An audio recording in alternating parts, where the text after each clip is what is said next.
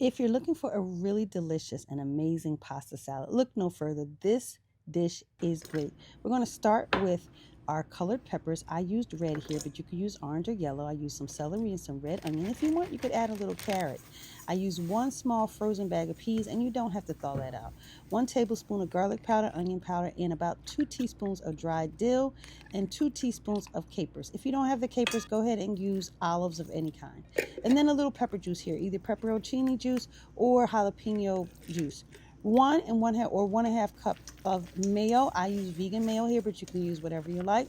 Mix it all together. We want to mix this together even before we put our pasta in to make sure that everything's going to get a nice even bite. I also season this with salt and pepper here, and I added about 1 cup of vegan mozzarella, but you can use any mozzarella you want.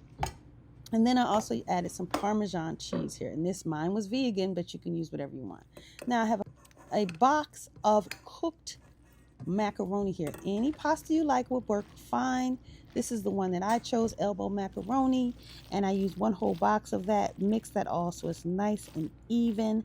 Make sure that everything is coated well and mixed well, and it looks like that every person who dug into the salad will get a bite.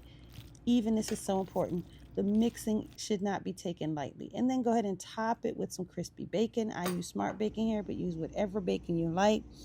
And this pasta salad is amazing. People will rave over it.